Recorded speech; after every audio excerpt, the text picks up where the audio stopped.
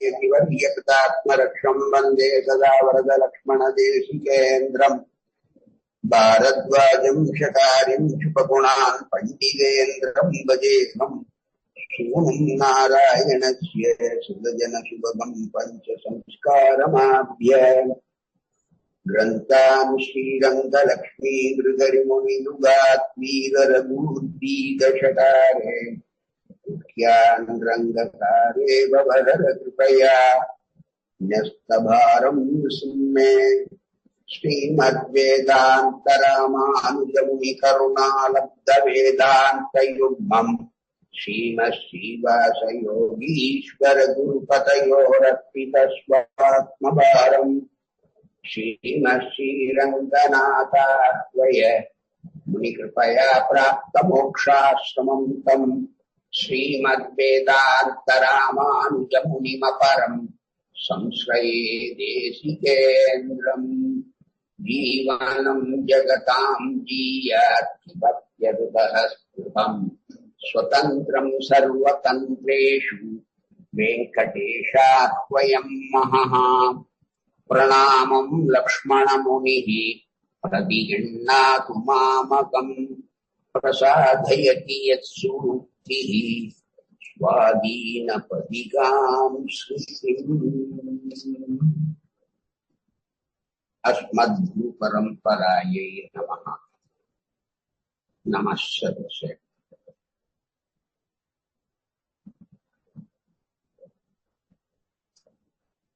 பதினைந்தாவது அத்தியாயத்தில் இந்த பிருத்திவியாகிற மாயையினுடைய ரஜோ சத்வ ரஜோ தமோ குணங்களை பற்றி பறக்க உபதேசித்தான் அர்ஜுனனுக்கு கிருஷ்ண பகவான். அடுத்ததாக தொடர்ந்து வரும் 16வது அத்தியாயத்திலே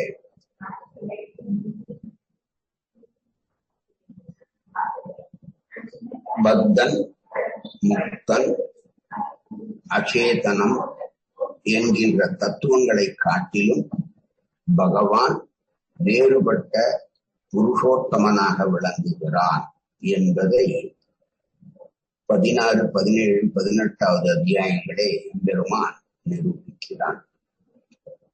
இந்த பிரிந்தும் சேர்ந்தும் இருக்கிற பிரகிருதி ஜீவன்களுடைய உண்மை நிலை என்னது என்பதையும் சத்துவம் முதலிய குணங்களின் காரியங்களால் சுகாதிகளால் உண்டாகின்ற ஆசைதான் பிரகிருதி புருஷர்களின் சேர்க்கைக்கு காரணம் என்றும் அந்த ஆசை விலகினால்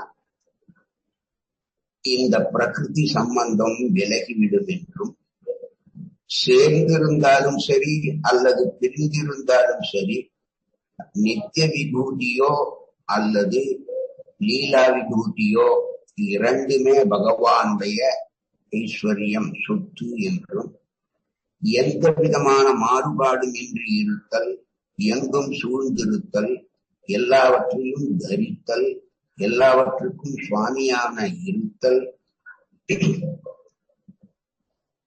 அச்சேதன சேதன விசிஷ்ட பிரபஞ்ச ஆத்ம வர்க்கங்களை எல்லாம் தனக்கு சரீரமாக கொண்டு அந்த அப்படிப்பட்ட சரீரத்திற்கு சரீரியாக ஆத்மாவாக விளங்குபவன் எம்பெருமான்.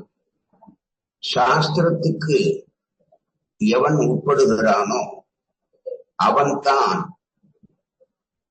கீழே சொன்னதான எல்லா விஷயங்களையும் சங்கதிகளையும் நம்புவான் என்று அர்ஜுனனுக்கு விளக்குவதற்காக சாஸ்திரத்துக்கு வசப்பட்டவன் தெய்வ பிரகிருதி என்றும் அவன் இப்படி இப்படி இருப்பான் என்றும் சாஸ்திரத்துக்கு வசப்படாதவன் ஆசுர பிரகிருதி என்றும் அவன் இன்னன்ன மாதிரி இருப்பான் என்றும் இந்த 13வது அத்தியாயத்திலே பகவான் மிக விசதமாக விளக்கி கூறுகிறான் அர்ஜுனனுக்கு. அர்ஜுனா, துக்கத்துக்கான காரணத்தை நீ பார்த்தா கூட அதுக்காக கொஞ்சம் கூட பயப்படாமல் இருக்கணும். உன்னுடைய மனசுல ரஜசும் தமசும் கலக்காமல் எப்போதும் சத்துகுணத்தோடையே நீ இருக்க வேண்டும். இந்த பிரகிருத்தியை விட விலட்சணமானது ஆத்மா. அதனால அந்த ஆத்மாவுடைய விவேகத்திலே நீ நிலை பெற்றிருக்க வேண்டும். முடிந்தவரை தான தர்மங்களை பண்ணு, மனச அடக்கு, எந்த விதமான பிரயோஜனத்தையும் விரும்பாமல் பகவானை ஆராதிப்பது ஒன்றே நமக்கு பிரயோஜனம் என்று நினைத்துக் கொண்டு எம்பெருமானை ஆராதிக்க வேண்டும். ரிக், யஜுர், சாம, அதர்வணம் என்ற 4 வேதங்களும் பகவானையும் அவனுடைய ஆராதனங்களான கர்மங்களையே சொல்லுகின்றன என்று தெரிந்து கொண்டு வேதங்களை நாம் அத்தியனம் பண்ண வேண்டும். சரீரத்தை உபவாசத்தினாலே ஒடுக்க வேண்டும். மனசோ மொழியோ வாக்கோ 3ம் ஒத்திருக்க வேண்டும். பிறர்களை நலிவிடக்கூடாது. எப்பொழுதும் சத்தியத்தையே சொல்ல வேண்டும், உண்மையே உரைக்க வேண்டும்.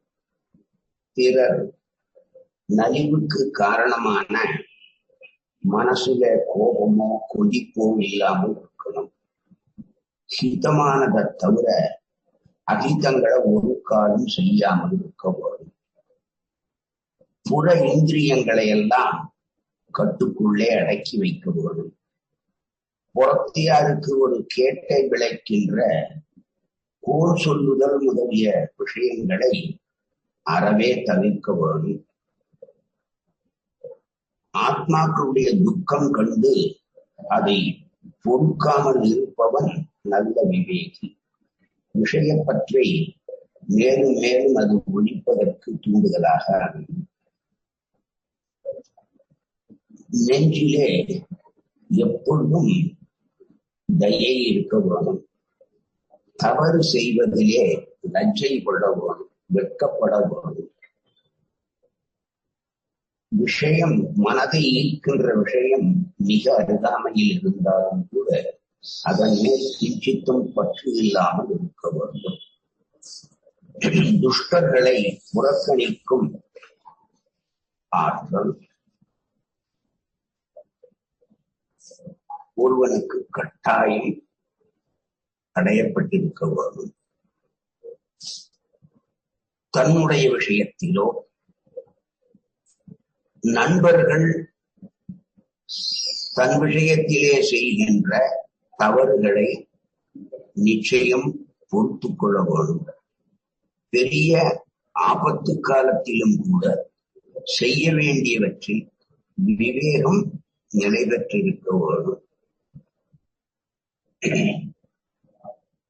உள்ளிந்திரியமான மனசு, வெளியிந்திரியமான பஞ்ச ஞானேந்திரியங்கள், பஞ்ச கர்மேந்திரியங்களான வாகாதி இந்திரியங்கள் 10 அது செயலுக்கு உரியனவாக உன்னாலே செய்யப்பட வேண்டும்.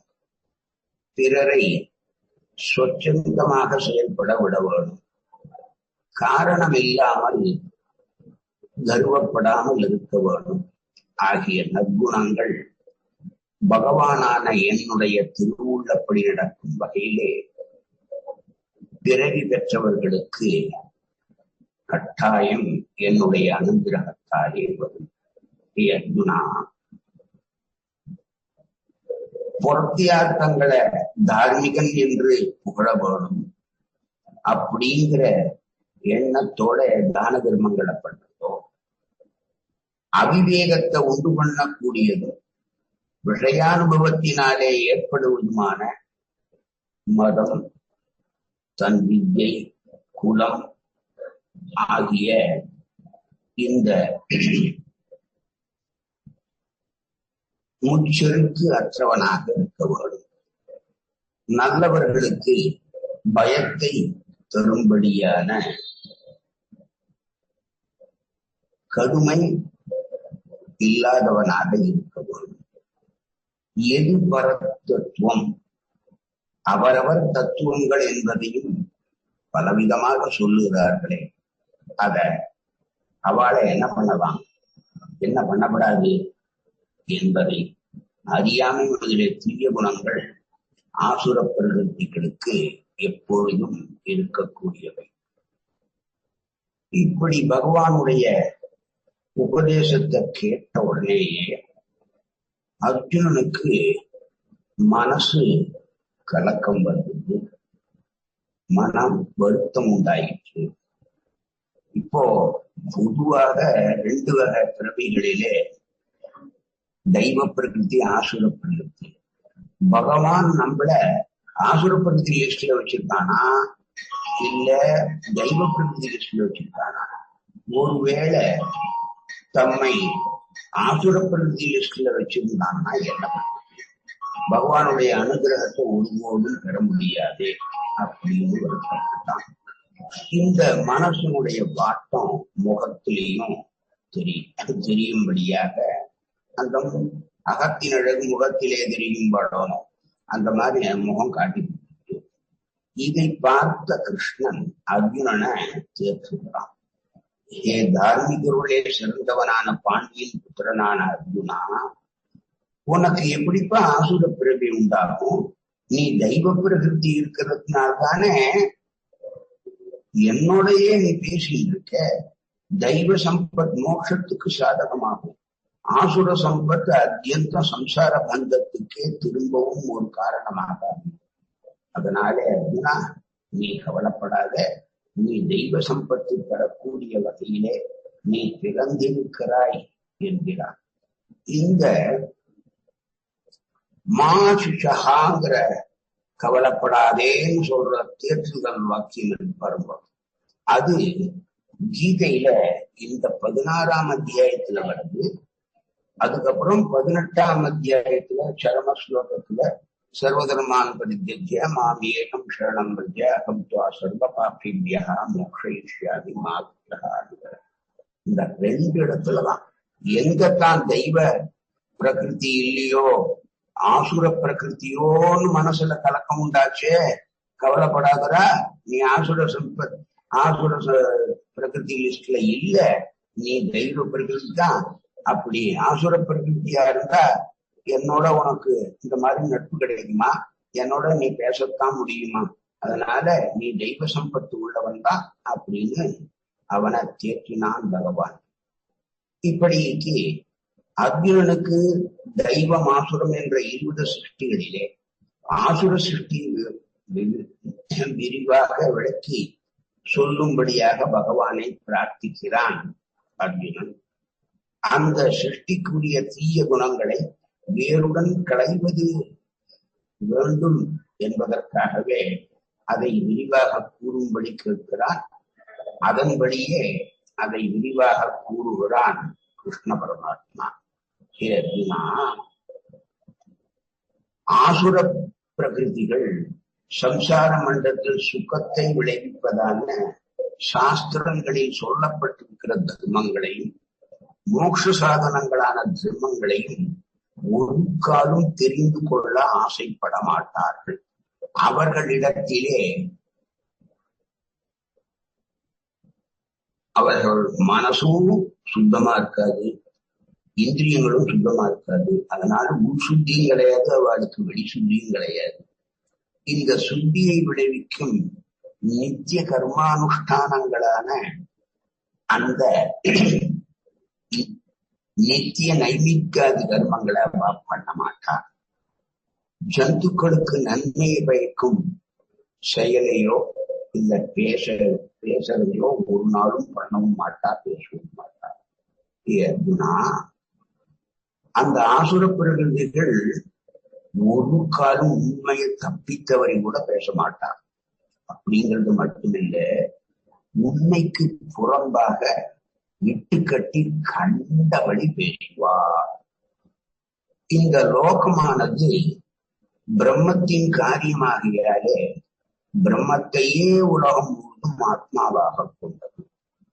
இந்த உலகம் முழுவதும் அந்த பிரம்மத்தாலேயே தாங்கப்படுகிறது.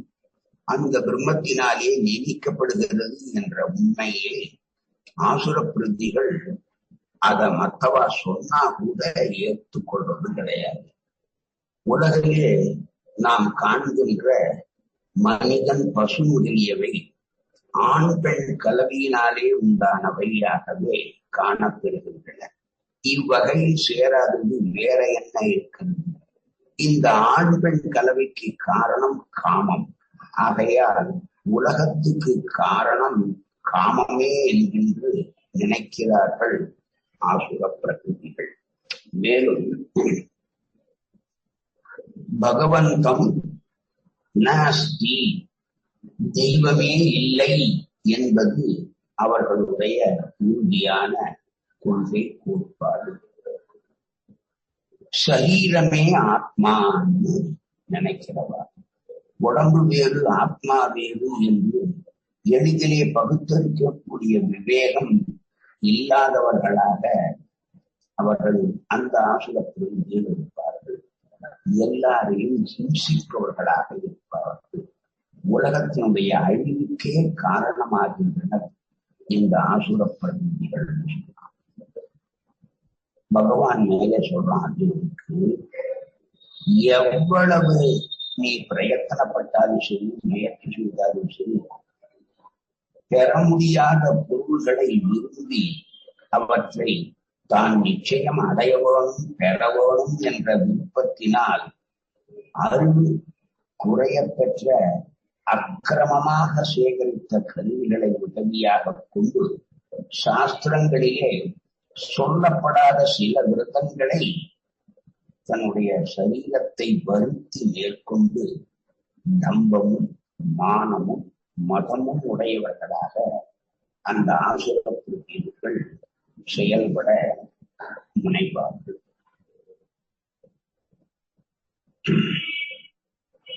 சாவுங்கிறது சர்வ நிச்சயம்.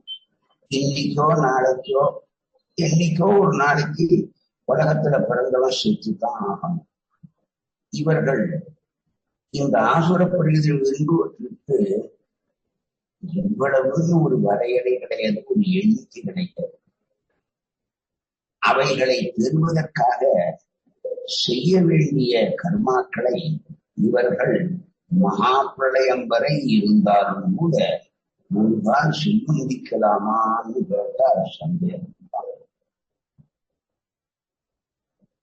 பெண்கள் முதலியவர்களை அனுபவிப்பதுதான் பரமபுருஷார்த்தம் என்று கருதுகிறவர்கள் இந்த ஆசுர பிரதிகள்.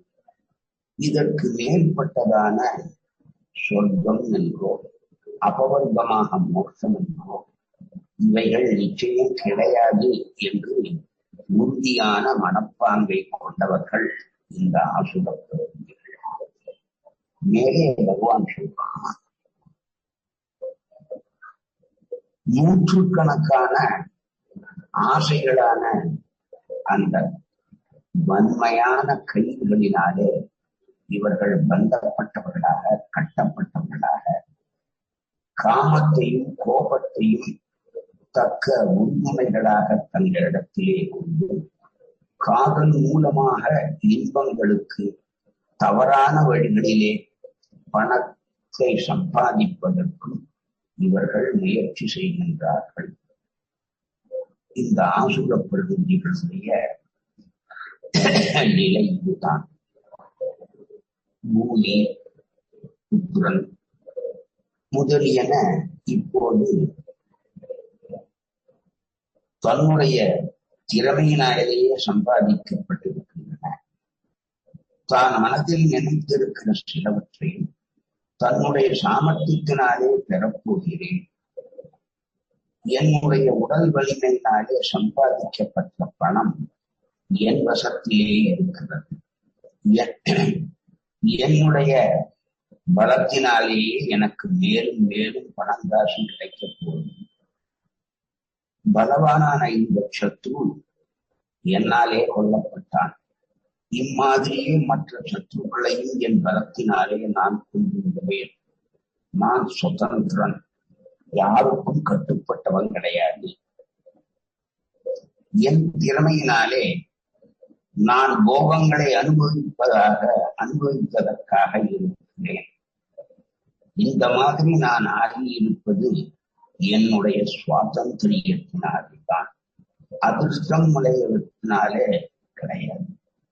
எனக்கு இருக்கும் பலமும் சுகம் கூட அது அனைத்துமே என்னாலே பெறப்பட்டவைதான். நான் பெரிய பணக்காரனாக இருப்பது, நல்ல வசந்த உலகத்திலே பிறந்திருப்பது என்னுடைய திறமையினாலேதான். எனக்கு சமமாக இந்த நானா லோகத்திலும் யார் இருக்கா அப்படின்னு மாறிப்பாங்க. நான் தியாகமும் பண்ணுவேன், தானமும் பண்ணுவேன், இன்பங்களையும் அனுபவிப்பேன்.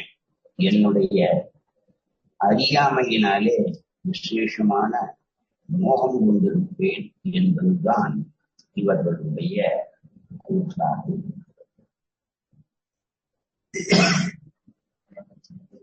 ஏதோ அதிர்ஷ்டவசமோ இல்ல ஈஸ்வரனுடைய சமுகார்த்தமோ இதெல்லாம் கொஞ்சம் கூட தனக்கு துணை இல்லை. அதை நம்பவும் மாட்டான்.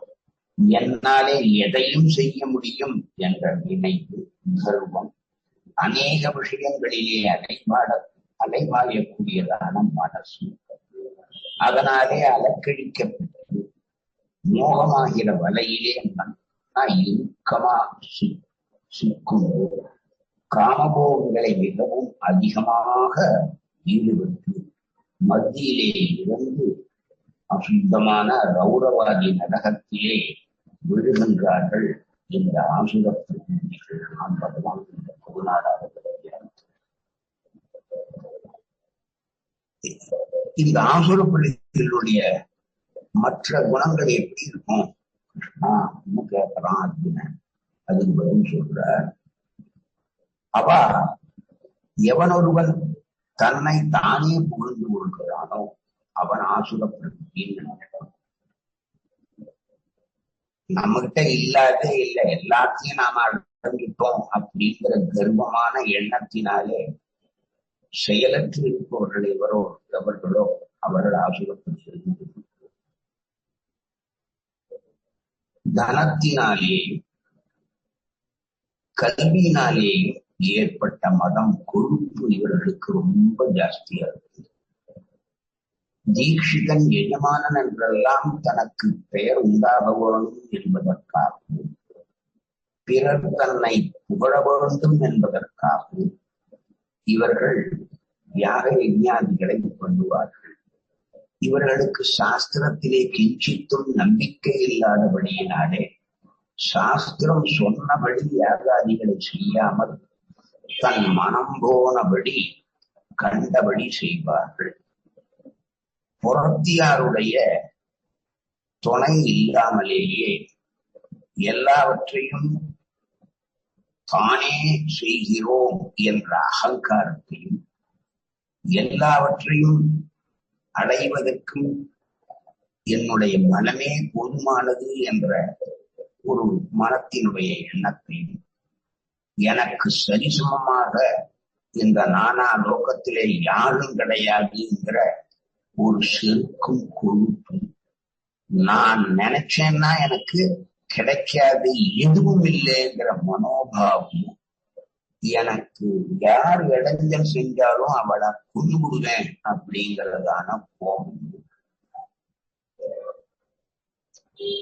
தன்னுடைய தேகமா இருக்கட்டும், பிறருடைய தேகமா இருக்கட்டும், புருஷோத்தமனான பகவானான என்னிடத்திலே மிகவும் அசூயையுடன் எவன் இருக்கிறானோ, என்னுடைய இருப்பையே பொறுத்து கொள்ள முடியாதவனாக எவன் இருக்கானோ அவன் ஆசுரப்படுத்த. இப்படி நான் சொல்லியதிலே பகவானான என்னிடத்திலே தோஷம் உள்ளவர்களையும், நான் இல்லை என்று நாஸ்திகம் பேசுபவர்களையும், கோணலாக யுக்திகளை சொல்லும் மிக கொடியவர்களையும், என்னை பற்றி நன்கு அறிந்திருந்தும் கூட என்னிடம் கிட்ட கூட நெருங்காதவர்களையும் பகவானான நான் இருக்கிறேன் என்ற அறிவு அடியோடு இல்லாதவர்களையும் சம்சாரங்களிலேயே நான் திரும்ப தள்ளுகிறேன். அவற்றிலும் ஆசுரப் பிறவிகளையே அவர்கள் திரும்ப திரும்ப எடுக்கும்படி பண்ணுகிறேன் என்று பகவான் ஆசுரப் பிறவிகள் விஷயத்தில் தான் எப்படிப்பட்ட தண்டனைகளை கொடுக்கிறான் என்பதை அர்ஜுனனுக்கு விவரித்து சொன்னான். குந்திபுத்திர அர்ஜுனன், ஆசுர ஜன்மத்தை பெற்றவர்கள் ஒவ்வொரு பிறவியிலுமே என் விஷயத்திலே ஒரு விபரீதமான புத்தி அவளுக்கு இருக்கும்.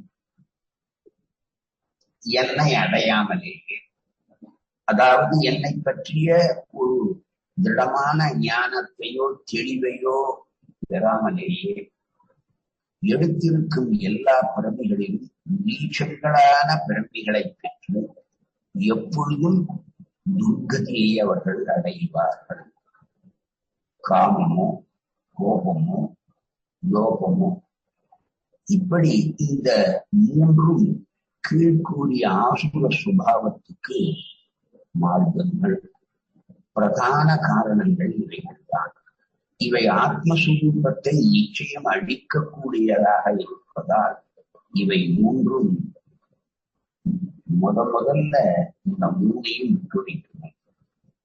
குந்திபுத்திரா, அஞ்ஞான விபரீத ஞானங்களுக்கு காரணமான காம, குரோத, லோபங்களாகிய இந்த மூன்றிலிருந்தும் எந்த மனிதன் விடுபடுகிறானோ அவன் தனக்குத்தானே நன்மையை செய்து கொள்கிறான். அதன் மூலம் பரகதியான பகவானான என்னை அவன் நிச்சயமடைவான். என்னுடைய ஆజ్ఞைகள் வேதம்தான். என்னுடைய ஆజ్ఞையான அந்த வேதத்தை மீறி தன் இஷ்டப்படி நடப்பவன் ஒரு காலம் மறுமை பலனை அடைய மாட்டான்.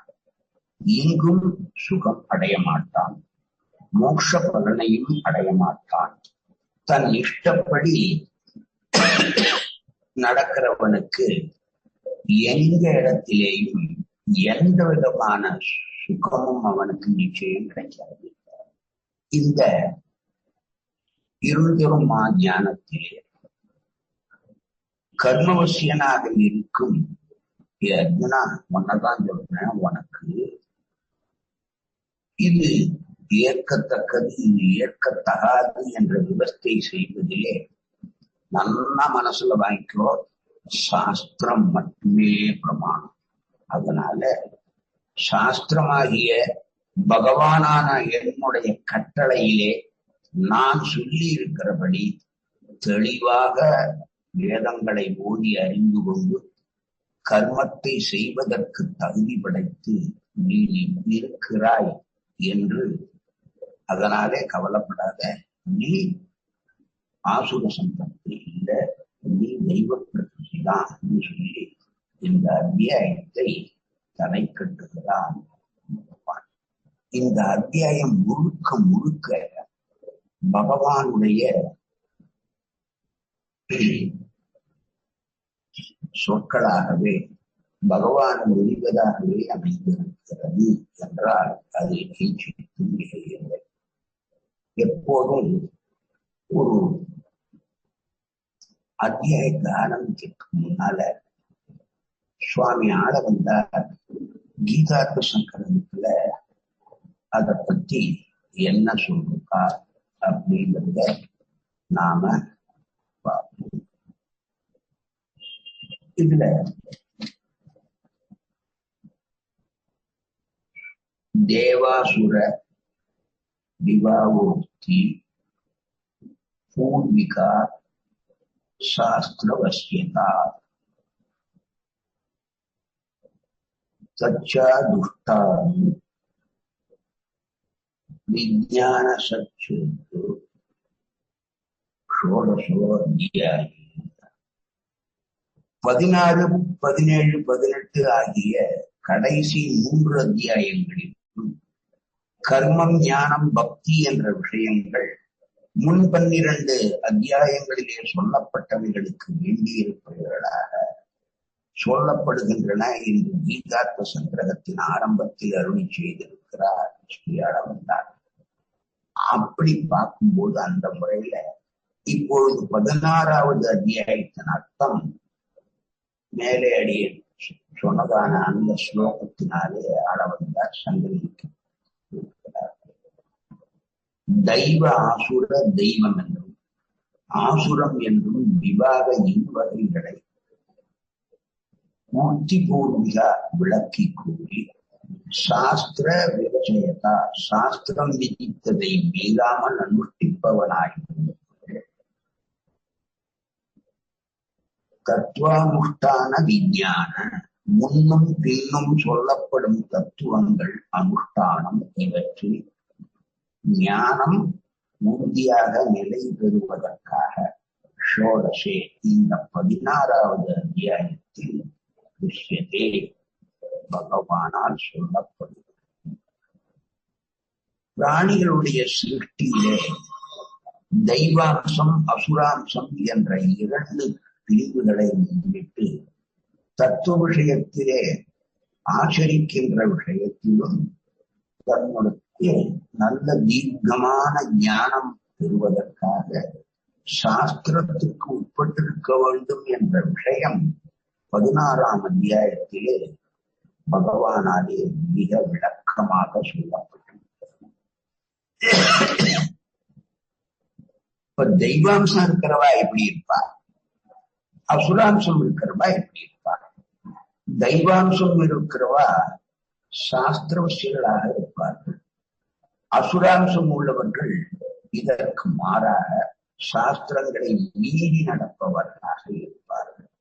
ஆகவே இந்த 2 வகையான பிரிவையும் நீ நன்கு உணர்ந்து கொண்டு அர்ஜுனா சாஸ்திரவசியனாய் தெய்வ பிரகிருதிகளாக நாம் இருக்க வேணும் என்று மனதிலே நினைத்துக் கொண்டு பகவான் இந்த குறிப்புகளை இந்த அத்தியாயத்திலே சொல்லியிருக்கிறான் என்பதை நாம் மனதில் இருக்க வேண்டும்.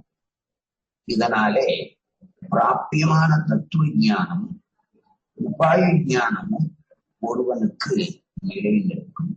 இந்த விஷயங்கள் அனைத்தும் 16, 17ஆம் அத்தியாயத்தினுடைய அவதாரிகையிலே ஸ்ரீ பாஷ்யக்காரரும் ஆளவந்தார் வெளிப்பற்றியே இவற்றை தன்னுடைய கீதா பாஷ்யத்திலே அருள் செய்திருக்கிறார். தஸ்மாத் சாஸ்திரம் பிரமாணம் காரிய காரிய விவஸ்திதம் ஞாத்வா சாஸ்திர விதாவோக்தம் கர்ம கட்டும் மிக அறிவசி என்று இந்த 16வது அத்தியாயத்தின் கடைசி ஸ்லோகத்திலே கிருஷ்ண பகவான் இருக்கிறார்.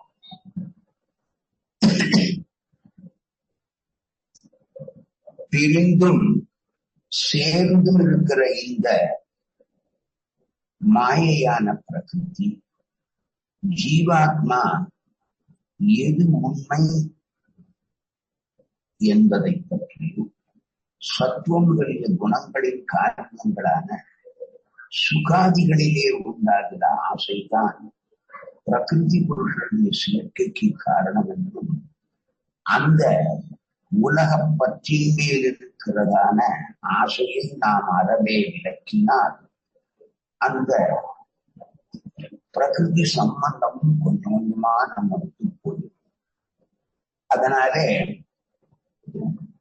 அவன் பிரகிருதியை விட்டாலும் சரி, அந்த பிரகிருதி சம்பந்தத்தில் சேர்ந்திருந்தாலும் சரி, அந்த 2மே பகவானுடைய சுத்தியும் இருக்கும்.